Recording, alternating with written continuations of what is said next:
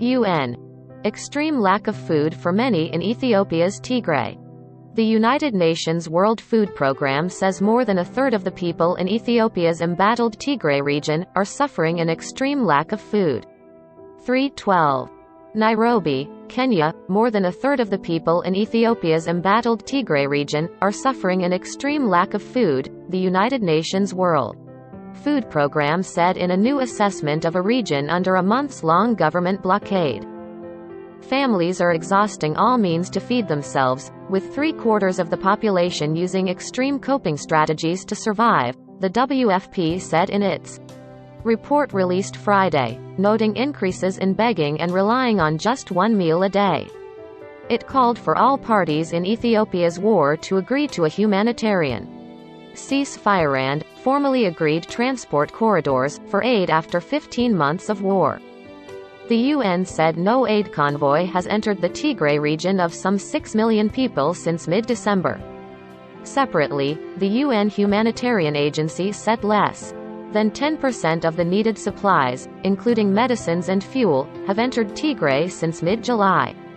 All international NGOs operating in Tigray have depleted their fuel, with their staff delivering the little remaining humanitarian supplies and services on foot, where possible, the agency said in its Friday.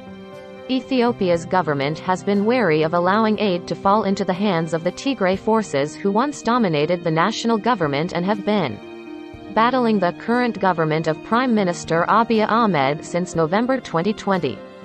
The government in part has blamed problems with aid delivery on insecurity it says caused by Tigray forces, including new fighting in the neighboring Afar region near the only approved road corridor for aid. Aid workers, however, also blame bureaucratic obstacles including intrusive personal searches and confiscation of items including personal medications before visits to Tigray. The new WFP report, based on face-to-face interviews with more than 980 households across accessible parts of Tigray, cited extraordinary operation challenges. Meanwhile, hunger is growing. When asked whether there is famine in Tigray, WFP spokesman Thomson Phiri told reporters in Geneva that it had not been declared.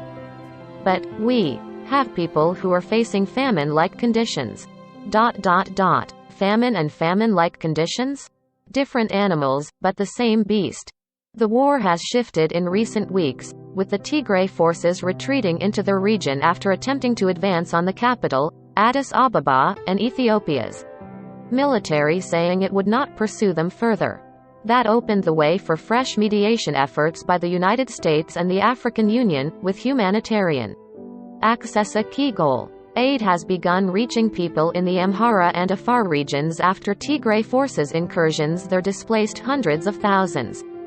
But the new WFP report said that some 9 million people, the most yet in the war, need food assistance across the 3 affected regions.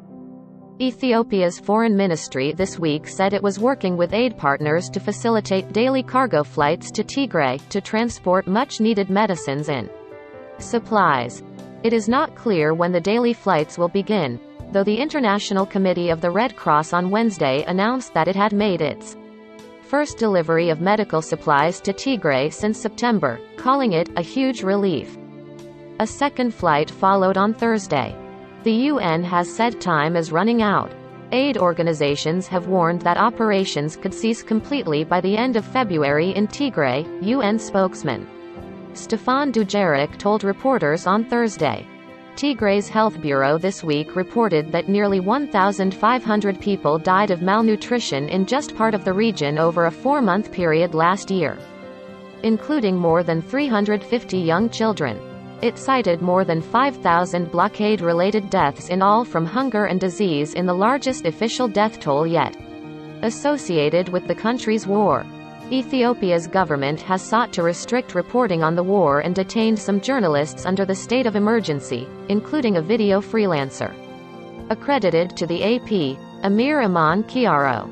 The country's Council of Ministers this week proposed ending the state of emergency now, citing the changing security situation that needs lawmakers' approval.